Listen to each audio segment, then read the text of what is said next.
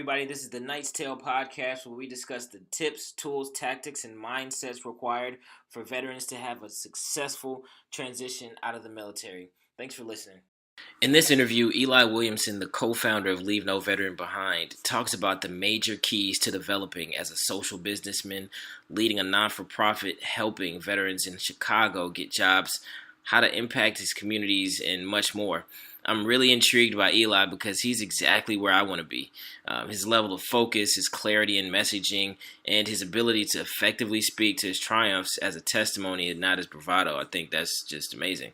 I met him at an event that my employer hosted, and he's always been a true professional and a role model for a lot of people. And he's just an outstanding public speaker. I mean, it's just crazy. So before becoming co-founder of Leave No Veteran Behind, he served in both Iraq and Afghanistan as a psychological operations NCO and was an Arabic linguist working on outreach to foreign civilian communities supporting special operations forces. Eli received a Bachelor of Arts in Communication and Linguistics with a minor in African Studies from Luther College in Iowa and is presently completing a master's degree in non-for-profit management from DePaul University. He serves on the board of advisors for a few organizations, including the Truman National Security Project and the Diversity and Inclusion Council for the Obama Presidential Library. So everyone, here's my interview with Eli Williamson.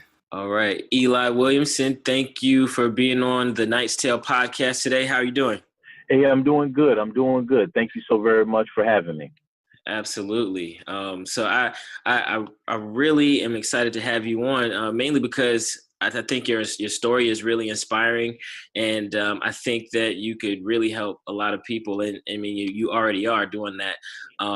Did you want to get into how your transition was out of the military and your experience? Sure. I guess I'll talk a little bit about my background. I served the United States Army for just under 10 years.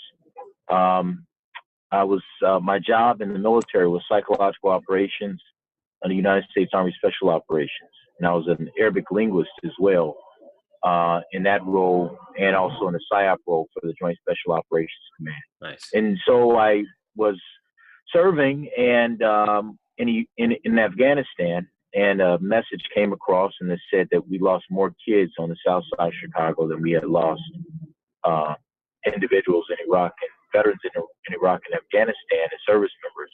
Yeah. And it was interesting for that to happen. I was a tactical PSYOPer. We were doing direct action missions. And to get that message, and read that news while, being deployed in a combat zone in 2007 was really heartbreaking. One of the aspects of my job is to leverage information to change behaviors. Right. And the biggest piece of that is how do you mitigate the worst of warfare? Either by getting people to convincing folks to support our work so that there's fewer casualties, or even convincing the enemy to give up, right, through informational warfare. And right. And if you're able to do that as a PSYOPer, then you're very successful at your job. And that was one of my, job descriptions, amongst others, when I was working with JSOC. Mm. And so the outcome of that is, if I'm doing this overseas, why wouldn't I be engaging in very similar activities here at home? Yeah. And so got back, started working, actually, to heal up. It was a pretty tough mission, so I was pretty beat up. So right. Got a retention job, helping soldiers either transition in and out of the military. And I start to really bump into the issues that veterans and soldiers and their families were dealing with as they were making this transition. At that time, people were transitioning into the military as an economic downturn. On the other side, people were transitioning out of the military during the economic downturn. And right. So, amongst other things, came up with a co-founder of mine with this idea of addressing two pieces of that transition: employment and education. And prior to this, both him and myself had student loans because of our college education. Even right. though we were enlisted, we got our college education. And we put together a non-for-profit that tried to address these issues that, I found myself facing. So doing something really stupid, I decided decided to get out the military in the middle of an economic downturn and start a non-for-profit. And the non-for-profit's name is Leave No Veteran Behind. And they co-founded that non-for-profit under the auspice that if you invest in veterans, those veterans can go back and build better communities. Right. And so the two investments that we focused on are education and employment. On the education side, we have a retroactive scholarship that pays off veterans' student loans. Take in dollars, apply those dollars directly to the veteran's student loan account, paying off their debt in full. We then require the veteran to give back 100 to 400 hours of community service. Now, those veterans have to have completed some form of higher education, served honorably in the military, and they have to have some type of economic hardship and not be covered by existing educational programs. On the other side of that, we've got a transitional jobs program. Unlike many workforce providers who just do the resume development, maybe the skills training and placement, our organization actually takes on contracts, employ veterans directly in transitional work, provide skills training around that work, and then pay wages and then place veterans in long-term employment. So that's our work. And so we've been doing that for the last 9 years now. We've paid off 10 veterans student loans, about $150,000 in student loan debt. Wow. We've provided over 1,000 transitional jobs, and we've paid out about $6 million in wages. Now, what's interesting about our transitional jobs program is that many of our jobs address some type of community need, youth violence, youth disinvestment. So we actually have a program called Safe Passage where we employ veterans directly. Those veterans then go out before and after school mitigating violence. On the other side of that, we actually have a program called STEAM Corps where our veterans go out and they actually mentor youth around STEM education. So this is the type of work that we've been doing, and just be grateful that we're able to do it. Grateful that we try to make some type of impact because of it. Yeah, that's amazing. And so when it comes to the tactical aspect, when you really started to sit down and do the work, because you've done a lot of work, where do you think you started? Did you reach out to other veterans, or did you reach out to other businesses? Where do you think the real work started? Yeah, it's been interesting, man. I think we were in such an interesting period of time. Yeah. One, we started during a really tough financial situation. So everything was, for as tough as it was, it provided some latitude, meaning, we started off with the educational debt mission. And then from there, we branched into focusing on this economic hardship mission. And so I say that because I think, people talk about iterative design, Yeah. And, you got different iterations of what it is you're seeking to do. And really being able to modify not the intent, right? But the kind of nuts and bolts, the brass tacks about how you're going to do it. And so there's a level of reaching out to veterans and really understanding what it is they are looking for, what they need, being able to modify how we address our goals of employment and education.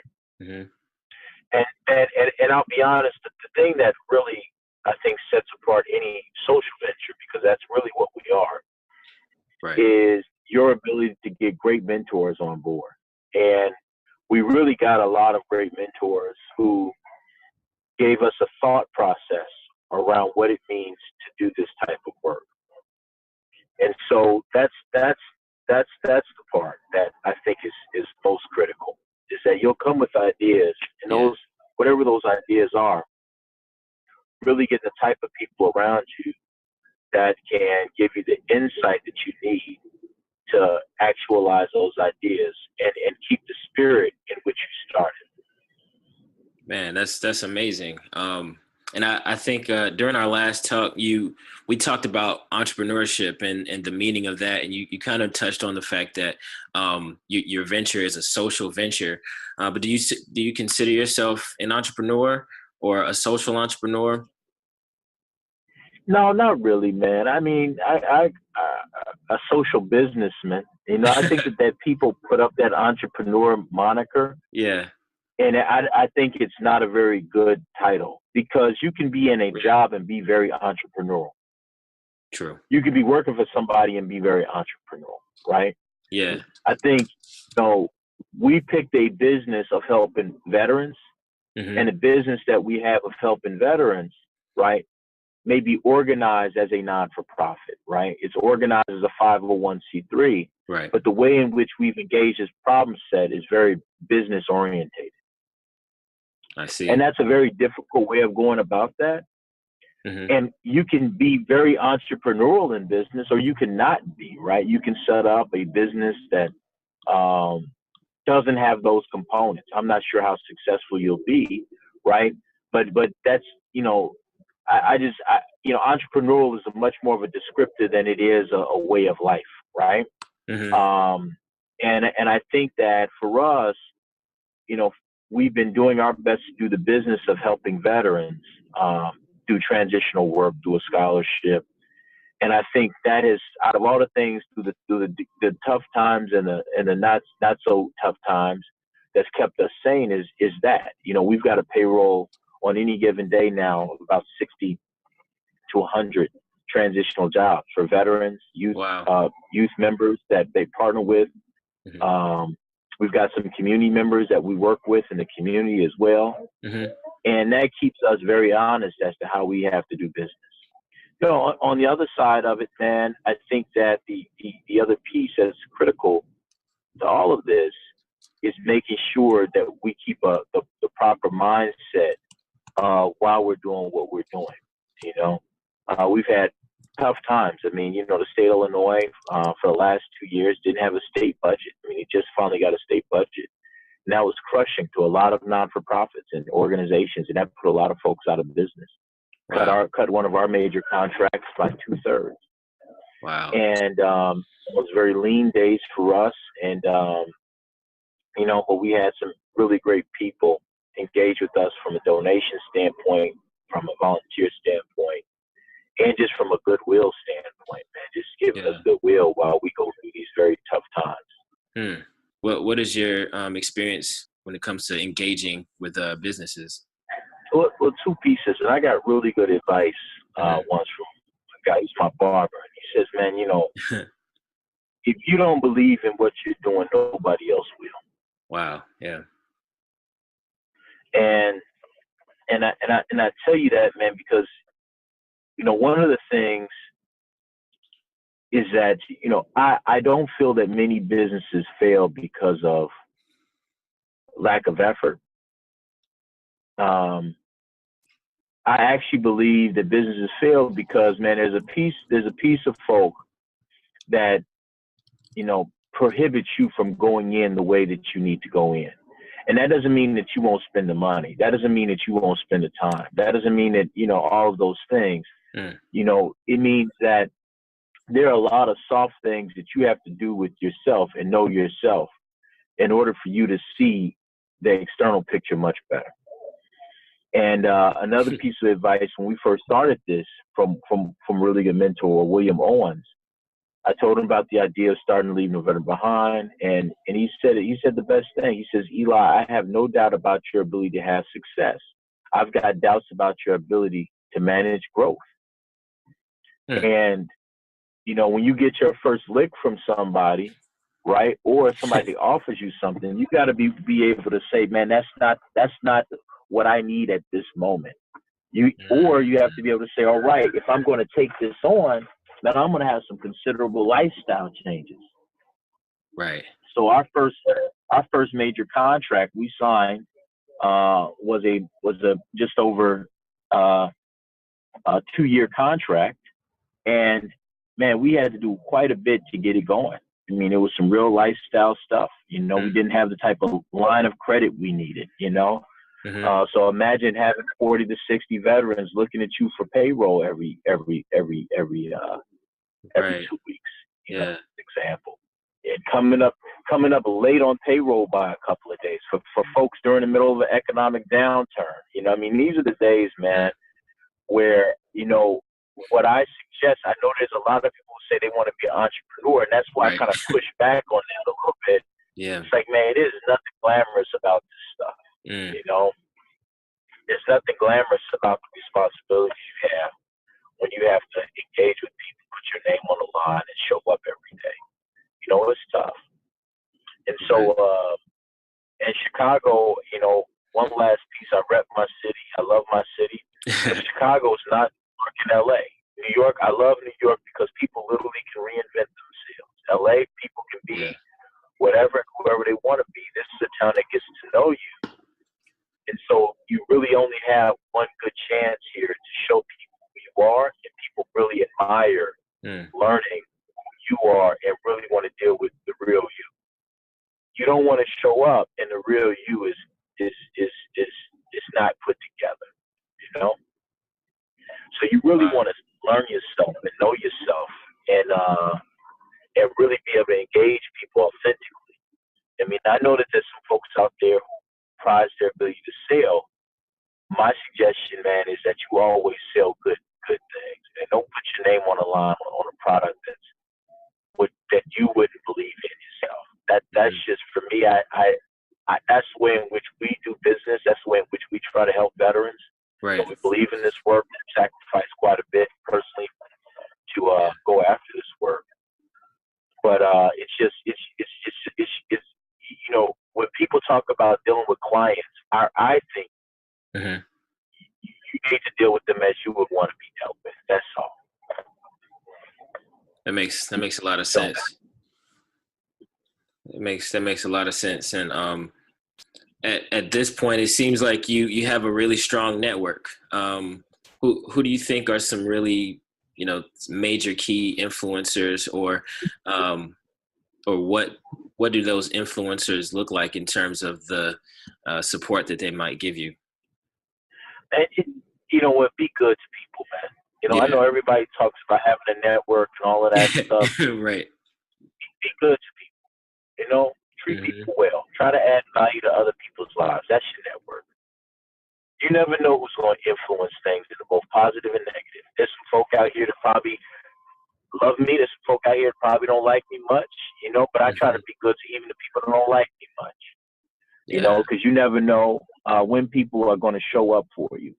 And so I think that there's some intentionality that people need to have around, you know, who they engage. And of course, that's smart, that's savvy. But man, the people that I respect who have success are good to folk, and they treat folk well, and that whether it's the janitor or CEO, you know. Yeah. Carter G. Woodson used to have a quote. It says, "Neither look up to the rich nor down to the poor." You know, and I've always believed that. You know, you never know when somebody gives you a heads up. In my military career, the times I was saved from shenanigans, it was usually somebody who had a lower rank than me, you know, or somebody getting busted down for a DUI who gives me the heads up before somebody does something silly, or gives me a heads up to watch out for this, man. Make sure that I'm in a certain meeting. I mean, that's what happens, you know. Right. I'll use a joke. You know, we met at that Bernstein event. Right before the event, you know, this is a speaking event, man. I was starving because I didn't eat anything. So I ran down and grabbed me something to eat, and I grabbed a bag of potato chips, man. Yeah. And so I came back up, and it was like a sandwich with some onions and all types of stuff in there. And I got a speaking event. And I come back up not knowing, man, my breath was hot, man. And so one of the ladies there who works with you all and your staff on your admin team was like, "Hey, you need some mints." And I was like, "Man, thank you." You know what I'm saying? So I'm there talking to an investment firm, breath is hot, and she's the only person in that room who says, "Man, let me make sure this guy's not messing himself up." I ran and got me some mints. Right. And treat people well, you know. Just treat people well. You ain't got to, you know, all that other stuff about building a strong network and doing all of that. I know plenty of people who got networks and all that stuff, and they don't treat people well. And so that network then is a network of people that you don't know what you're even getting out of it, because people don't know what they're gonna get out of you. Yeah. So and I think people start to shuffle themselves into the right place when you are in the right place. That's really good advice. And that lady's name was Trina, by the way. She's a good person. She told you my breath stank, huh? Yeah. Well, she didn't say that, but she just said, yeah, this guy Eli, he was down there. I gave him some mints. But yeah. Yeah, tell Trina I said hello. Tell her thank you for not setting me up. And usually, when I go to New York, New York cats are so devious with it. Y'all got that quick game. So I was impressed that she didn't set me up. Y'all know how to set folk up out there. So tell Trina I said hello. Tell her I'm grateful and thankful. Absolutely. And there's no shame in me. There's no shame in that. Right. I appreciate that. Right. So before we send off here, just wanted to get your last bit of encouragement or advice to fellow veterans that might be getting out. Like if there was just one thing or two that you just really wanted a fellow veteran to know or understand before they get out, or they may be in the beginning of their transition period, what would you say to them right now? Man, the biggest thing is you got to take a mental break. That doesn't mean that you don't have to work. That doesn't mean, but you really, man, the military culturalization process and the military culture is an omnipresent thing, right? Right. And being able to figure out where that stuff starts and where that starts and begins and where you start and begin is a process. And I love my military service. I love the fact that I was able to serve. I love the people I serve with. But you really have to, you got to really understand yourself and what that process did to your perspective. And the better you are able to really sit and think on that, the better you're going to be able to navigate into a new environment. I mean, the saddest part about this current environment, there's just not a lot of post 9/11 veterans. Right. And so we're 1% of the population, man. There's not a lot of us. And so the outcome is that there will probably be very few people who truly understand what you've got going on. So you have to be very cognizant of the fact that, man, you have to have a level of self-awareness that you didn't have to have before.